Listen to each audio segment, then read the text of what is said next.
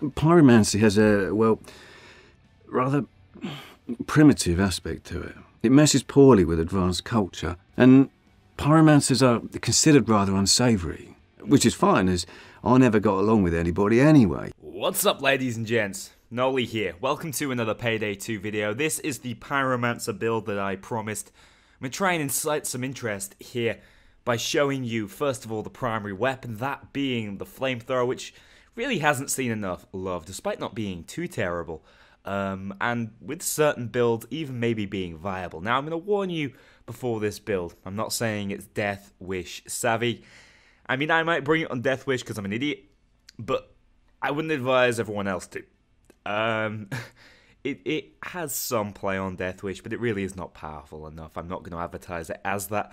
I'm going to say this is a just for fun build, just for overkill. It's very good for picking up the barbecue pack achievements, actually. Very easy to set lots of people on fire at once.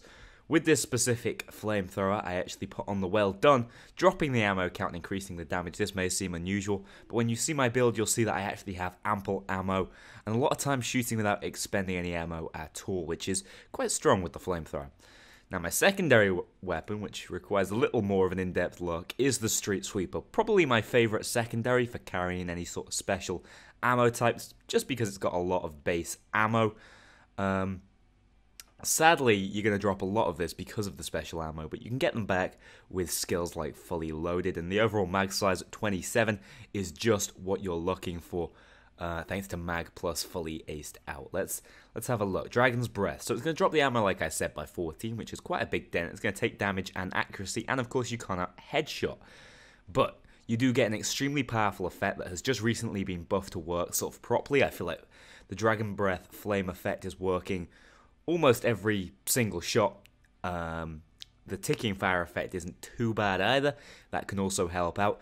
And I would say most importantly, they have buffed it to now work through shields, which is really, really strong. So it's a great shield option, potentially even above the frag rounds, depending on the build you are working with. And of course, it definitely fits the sort of Pyromancer outlook. Now we go for the long barrel here. May as well.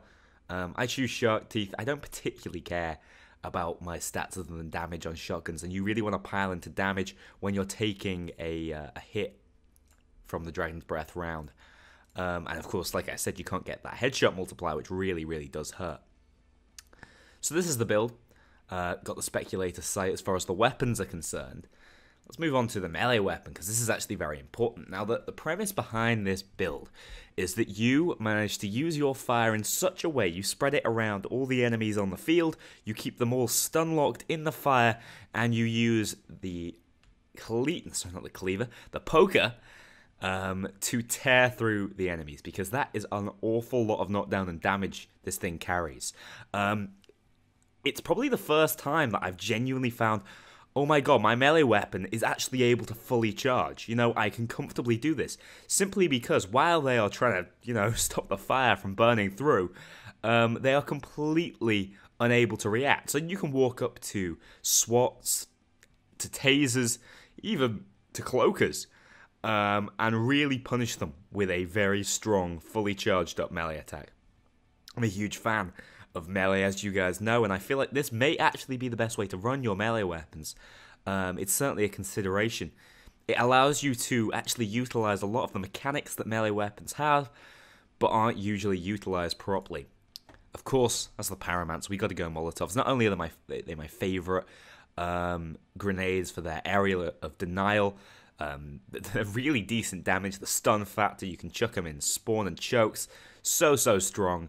Molotovs are, if you ask me, the best grenade to choose from. Of course, for all these weapons and this build, you're going to need the barbecue pack, which is a really nifty DLC. It was the second to last one released. Of course, you can wait till the sales are on, and they go very, very cheap. The armor, for once, we're going heavy armor. That's because I don't want to run rogue on this build. And I can't really get the dodge to what I'd want it to be with the flamethrower. Sadly, I think this is a shame. I think maybe the flamethrower should have an option for more concealment. But instead, you're going to have to go heavily armored, really. unless you want a sort of janky dodge build, which I'm not a huge fan of. Next up, the equipment, very important, ammo bag. You're going to run out of ammo quite a lot in both your weapons. The ammo pickup is not great on this build at all, especially for the flamethrower, which won't even pick up ammo as far as I'm aware. The ammo bag is totally necessary. And then for the mask, well, you know, with the Pyromancer, let's go into our DLC mask by Graug. And here we have the Pyromancer. Let's get on to the actual skills and perks here. I'm going to start by taking a look at Mastermind. Not an awful lot going on, just endurance. I can't really think of a way that I'd want to sync skills anymore into Mastermind for this build anyway. Now, Enforcer's a very important tree. A lot of Transporter, you need to ace that out. Transporter is such an important skill. Pumping Iron, also really important. You want your melee to do as much damage as possible in this build, so this is a staple skill. Bulletstorm, another staple skill which wouldn't usually be picked up on every build. 15 seconds of firing without depleting ammo. It allows you to run your flamethrower the way I do, maximize its damage. You can even take out bulldozers with this thing. For whatever reason, the flamethrower actually does work. If you aim it at the bulldozer's head, it will make the mask pop off. I don't entirely understand this, but Bulletstorm is a great option for weapons like the minigun we've already talked about, for like the flamethrower. And it's going to work because we're running Ammo Specialist a little bit further on. Stun Resistant is important in every build if you can fit it in, and this build can. Shotgun Impact important. A bit more damage with the shotgun. Of course, the shotgun isn't actually going to be doing the brunt of your damage most of the time. You're going to be working around the fire, the flamethrower, and the melee weapon, but it's still important, I feel, to jump into these shotgun skills, and that includes CQB. Don't ace that out, there's no point if you ask me, just get the reload speed. As I've already mentioned, fully aced out Ammo Specialist is going to allow you to fire that flamethrower freely, and wow, that was quite a lot of Fs. Good alliteration. And it's also going to allow you to activate Bulletstorm twice. Next up, fully loaded. We need to make up for the fact that we've lost a lot of ammo in both of our weapons, so I like to ace this out. Moving on up, we're going to ace out Iron Man for the ICTV and Overkill. It's not as useful on this build as it is with most shotgun builds, but you're still going to get some use out of it, I am sure. Next up, Technician. You know, this is kind of a standard tech forcer with a couple of unusual skills thrown in there, with more of a melee focus, but there are a couple of changes. You know, a lot of the time in my standard tech forces, I actually consider going to sentry guns instead. Sadly, and this is a problem I feel with the technician tree, there's a lot of dead points in this tree. These three skills are important. The drill skills are useful. Nerves of Steel I always really like, but then these, it gives you options, I suppose, if you're not going to bring ammo, but I don't know why you wouldn't. Similarly, Sharpshooter. Jack of all trades, again, wasted 4 points. Silent Drilling, potentially more useful 4 points, but I don't really see it. But we need to pick up all these skills so we can actually get into Shockproof, which I actually choose to ace out this time, so that I have even better ways to deal with tasers. Shockproof is great on any sort of melee build, because you're struggling to get up close and personal. You're able to shock the taser back, do a big chunk of his health, set him on fire, immediately next melee swing is a kill on Overkill, probably even on Deathwish. So, it's actually a very, very good option on this build, and I kind of like the idea that the Pyromancer has some sort of, you know, resistance to elements like the taser. Bulletproof, really important. You're running the combined tactical vest. You need this. And then finally, Mag Plus. I've talked about this. It's only really going to help on your shotgun, but getting 27 shots with the Street Sweeper, too much alliteration in this video, is going to be really, really strong. While the reload isn't too bad on the weapon, I really like the idea of being able just to pump fire shots out at people. Like I said, set basically everyone on the map on fire and then deal with them accordingly. Next up, we got Ghost. A couple of standard points, the way you probably see it, especially with this being a slight melee-focused build. We've got Martial Arts, Basic Doubt, and then, of course, Fast Hand Sprinter. You wouldn't want anything else, really, on the Ghost tree. Finally, Fugitive, absolutely nothing. It's a shame we couldn't reach... maybe run and gun, but with these slow builds, that 10% additional speed is barely even noticeable. So, happily able to avoid Fugitive and dump those additional points into Shockproof. Next up, Perk Deck. We're not running Rogue. Rejoice, because this is a fun build, because this is a bit of a different build. Infiltrator is a great pickup. You're always going to be up close and personal using a shotgun, a flamethrower, and a melee weapon, so you're always going to get good use out of these. You're not going to have any way to regenerate your health, so a great option has got to be the Life Drain skill all the way up here with your melee weapon. I'd say that's about it. Overdog is also quite important. Any damage resistance, great, and you're always going to be surrounded. So, yeah, this actually does feel like a reasonably strong build for Overkill difficulty. Like I said, it's got some Deathwish viability. It's got some ideas of maybe working on the difficulty, but it's definitely not optimal. So I'm going to warn you about that beforehand. Let's move on to some gameplay. If you're leaving me here after reading the build, I hope you guys try it out. It's actually very, very fun. I don't see the flamethrower nearly enough. And if you're staying around for the gameplay, do enjoy. Okay, for whatever reason, I was having a really hard time actually connecting to an online game, so I decided to go at solo, which really is not the best way to run this. But this is an Overkill difficulty park heist. The park is still probably one of the most beautiful heists in the game. It looks so good. I love to see another heist that look like this. But you're going to see, first of all, the flaws of this build very, very early on. And that's the inability to headshot things. So this is something I thought through.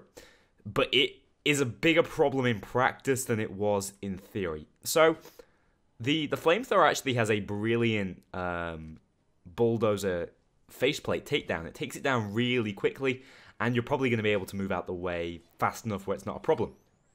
But the issue is, your Dragon's Breath rounds are not going to have headshot multipliers, so you can't just turn in headshots. So killing the bulldozer is not only a huge ammo sink, it's also a very dangerous action because you're not going to be able to work those critical hits on the head. So you really need to be playing in a group to make this build work. So you see its inefficiencies immediately, but what you'll also see is it's quite incredible damage per second. Up close and personal, it probably kills slightly faster than the minigun. And that's saying something. And it kills through shields, which are like the minigun's main issue. So it probably has the minigun at like 5 to 10 meters. Once you get any further than that, it really is not very strong. So it's all about your positioning, your ability to take cover, your mobility, even if you're running the heavy armor. And there we see the suicide civilian. Saw a video, pretty comical satire video where he talked about how all the civilians were suicidal, and I know what he means. But sometimes when I'm running this build, it actually feels like I've got dodge on, because most of the time the enemies are either on the floor rolling around or on the floor because I knocked them there with my poker, and you can just see that if you're any good at actually hitting your melee attacks, then you're just going to tear through the enemies, especially on Overkill, because it's a two-shot kill, uncharged to the armored SWATs, which is quite amazing. And here you're actually going to see Bulletstorm in use. Does not go quite as well as I thought it would, seeing as how there's just a bulldozer in my face. But I probably should have put a couple more flame shots into his faceplate. The build itself is not without its downsides, as you're seeing. But when you're amongst 5 or 6 people and they're all on fire, it's a very good feeling. It really is. This build, it's very much got the same sort of kill factor that every Overkill build has. You know, you can kill quickly and efficiently on heists like Hotston Breakout. It's not going to be a problem for you. Where this build really shines is just the fact that it's doing that, and it's also incredibly fun. And it has a lot of utility for being a pure Slayer build. You know, you've got your ammo bags, ridiculous amounts of ammo for the team. Admittedly, you're going to hog a lot of it because you're running the flamethrower. And here you can see the flamethrower problem at its finest. Ridiculously long reload speed, coupled with a crazy fire rate, is not usually a good option. But there's also the utility factor that you're setting people on fire, and you got. If I'm saying that it feels like you've got dodge on when you're running fully armored builds like this one, imagine how it feels when most of the enemies are running around on fire and you've got dodge. You know, there is real utility, except it's worth noting the Molotov brings that on its own. I think if maybe I want to try and streamline this build and make it a little more effective, I would choose to run a non-flame secondary. Despite Dragon Breath having a huge buff, being very, very strong now, it's the flamethrower, I say, that probably makes this build with its crazy high close range DPS. And as such, I'd like a secondary weapon that actually allows me to headshot so I can deal with the problem specials, mainly just bulldozers. Bulldozers are the only real issue that you're going to come across with this build and think, how do I deal with this? Other than that, it's very fun and it's reasonably strong. And it's thematically good. I obviously wanted to use 2 flame weapons, as much fire as possible. You're the Pyromaniac, the Pyromancer, so you've got to make use of your fire. And for whatever reason, Overkill in their sound effect department just drop in the funniest sound effects for everything. And I'm a huge fan. So, thanks a lot for watching, guys. Do try out the build. Thank you for sticking around for the gameplay, those of you who did. And I will see you all in my next build video. Don't know what it is yet. Usually, I'm a build ahead. I know what my next upcoming build is. I've already tried it out. It seems to be strong, or at least fun. I'm kind of at a loss for words right now as to where to go with my next build. So if you guys have any ideas, do let me know, and I'll try and accommodate. Thanks for watching again, guys. See you on the next one. Pyromancy is the art of casting fire. Produce flame, then channel it, just as our ancestors did. My teacher, whom I imagine still resides in the Great Swamp, had a funny way of putting it. He said that pyromancy is the ultimate fantasy. We are born in the dark and warmed by fire, but this fire we cannot touch. Those whose fascination with fire persists learn to hold it in their own hand.